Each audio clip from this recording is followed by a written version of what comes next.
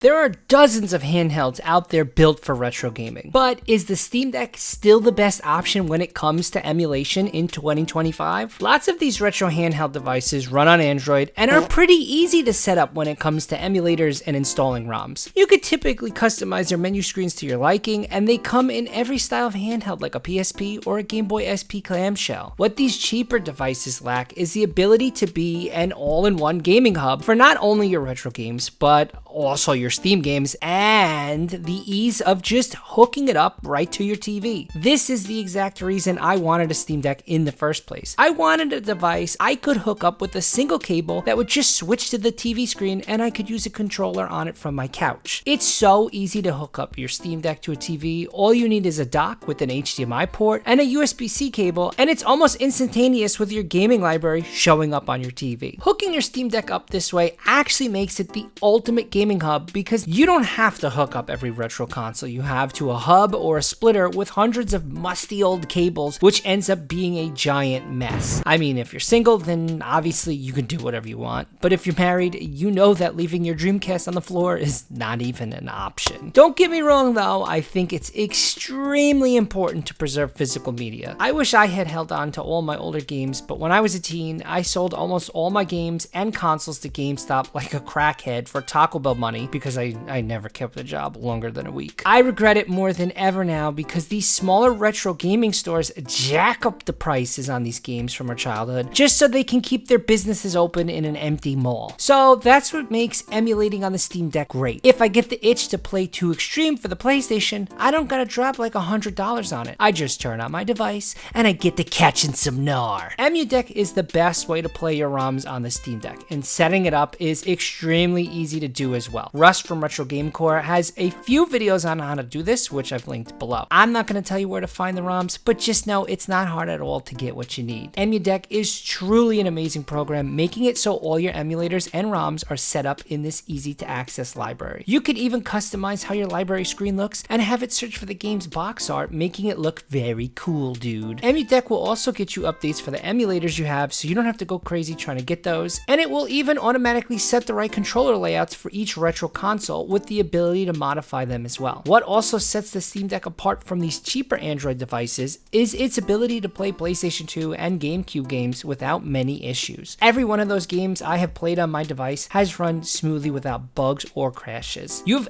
endless options when it comes to what retro games you can get for your Steam Deck. Everything from Atari to Game Boy to N64 and Dreamcast. You can even get some Wii games. On my Steam Deck though, I have almost every older game I had growing up, or games I never had but always wanted to play. My N64 has the obvious games like Ocarina of Time and Mario 64. PlayStation and PlayStation 2 also have some of my favorites like Spyro, Tekken 4, as well as the Metal Gear Solid franchise, which I thought I played as a kid, but it was actually siphon filtered. How stupid of me. GameCube and Dreamcast games run great on my Steam Deck, like I said. When I load up something like Mario Sunshine for the GameCube, I am blown away by how smoothly this runs. Even if they are 20-something-year-old games, the fact that I can take a GameCube game on the go is truly amazing. And when you compare the Steam Deck to what the Switch is currently offering in terms of a retro gaming library, it's a no-brainer to go with the Steam Deck. It has no paywalls. What are you, an idiot? At the end of the day, owning a physical copy of your favorite retro game is the way to go, but with inflated prices, it has made it impossible to complete your collection. But thanks to the Steam Deck, you are able to kick back on your couch and use one device hooked up to your TV that can store and play thousands of your favorite games from a better time when you did not have to pay taxes and you weren't worried about the size of your dick. Alright, well, do you play emulators on your Steam Deck like this? If not,